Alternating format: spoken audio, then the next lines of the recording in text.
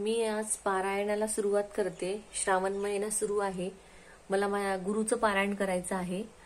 या महिन्यात शिवलीलामृत वगैरे अशा बऱ्याच ग्रंथाचे पारायण केले जातात, पण मला यावेळेस आता गजानन महाराजांचं पारायण करायचं आहे। त्यासाठी मी इथे पांढरं वस्त्र टाकलंय पाटावर, त्याचबरोबर रांगोळी काढून घेतली आहे। सगळ्यात आधी आपण दीपपूजन करत असतो, त्याचबरोबर नंतर मी एक सुपारीचा गणपती म्हणून गणपतीची पूजा करून घेतली आहे।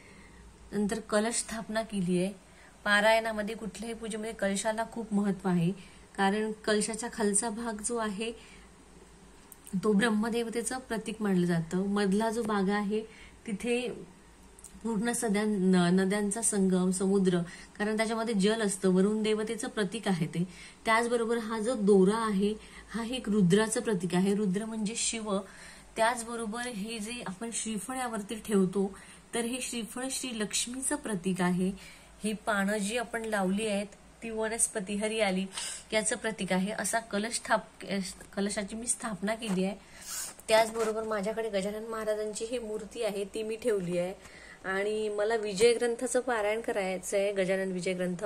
तसं हे पारायण दशमी, एकादशी, द्वादशीला करतात। कुणी कुणी एका आसनावरती बसून एक दिवसाचं सुद्धा पारायण करतात, तर मी नेहमी दशमी, एकादशी, द्वादशीला करत असते, पण यावेळेस काही कारणास्तव मला तेव्हा जमणार नाही आहे।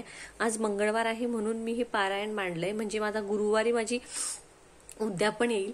तर तुम्ही कुठल्याही दिवशी पारायण करू शकता। गजानन महाराजांचं पारायण तुम्ही कधीही करू शकता, खूप छान अनुभव येईल।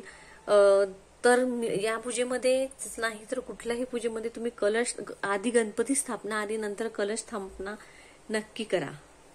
जय गजानन। गण गण गणात बोते।